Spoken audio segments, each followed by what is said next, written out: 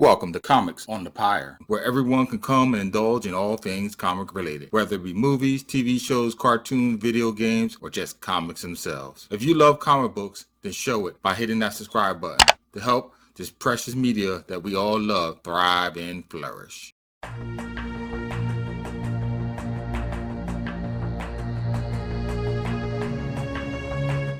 There, in the midst of his enemies, the vanquish-hued warrior stands defiant against overwhelming odds.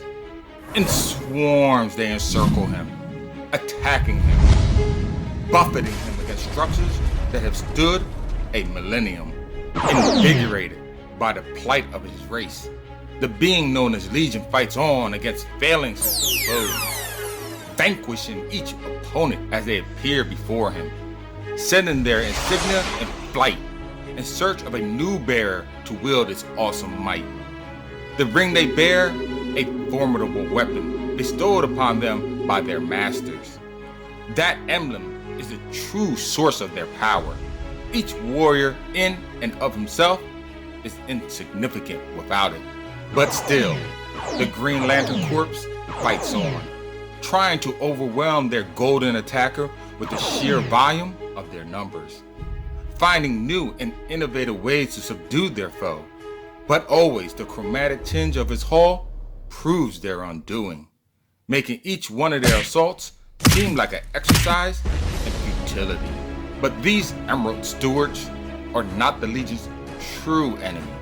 They are just custodians to a higher power, a watchdog that must be transgressed by any means necessary if Legion is to get to its true foe, the self-appointed guardians of the universe, a dwindling pygmy race of cobalt-skinned intellects who through their own self-appointed will decided that they, and only they, would have the authority to bring order to the universe. And by imposing this self-appointed authority, the Guardians condemned Legion's race to impose isolation on a planet that over time became less and less inhabitable, killing his kind off slowly one by one over time, driving them to desperate measures, forcing them to create him as their only vassal of hope and their last chance at revenge. But it is here in the throes of battle where tides are turned and each side gains and loses the upper hand, where one lantern proves both defiant and intuitive.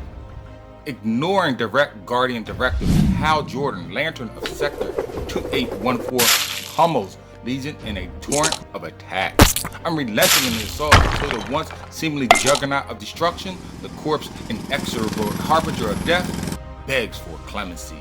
In this ephemeral moment of armistice, the muck-trodden Legion pleads his case, charging the Guardians with a litany of horrendous crimes of war, accusing them of murder, wrongful imprisonment, attempted genocide of its whole species, which leads Hal to question his newfound masters. Are they good, bad, indifferent, or just using him as a tool to further their own agendas? Can he truly serve someone that can commit genocide on a whole race? And if what the Legion says is true, can Hal Jordan, Green Lantern of Sector 2814, allow them to continue on using their authority unchecked? It's a momentary pause that causes Jordan deep consternation. Welcome, my comic book enthusiasts, to another episode of Comics on the Pyre. Today, I will be going over a 6-issue miniseries of Emerald Dawn, released by DC Comics way back in the late 1980s. The series was a soft reboot of the character Hal Jordan post-Crisis on Infinite Earths event. Green Lantern's second volume had ended, and DC, having some new ideas, wanted to bring back the character. So the miniseries was to quickly reintroduce the character and bring new readers up to speed on Hal's origin story. And this is where I believe most fans sincerely interested into diving into the modern Green Lantern mythos should begin. And why here, I hear you asking, and not at Green Lantern's first volume? Isn't the history there pertinent to the understanding of the character? Or why not at the beginning of volume 4 of the character? Jeff Johns' run. He recaps a good portion of Hal's history pretty quickly, cutting out all the unnecessary information. And I would say that these are both fair and good points to bring up. So let me explain the why here of my recommendation. For modern readers, I would not recommend going all the way back to Volume 1 because that volume covers another Lantern of the Green Lantern epoch entirely.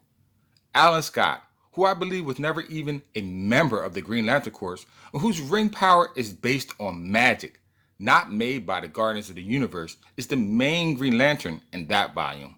Now, as for the second volume, it does introduce you to Guy Gardner, Mogul, the Living Planet, and John Stewart. And by all means, if you want to read this 200 total issue volume, please do so, as it has many enjoyable adventures.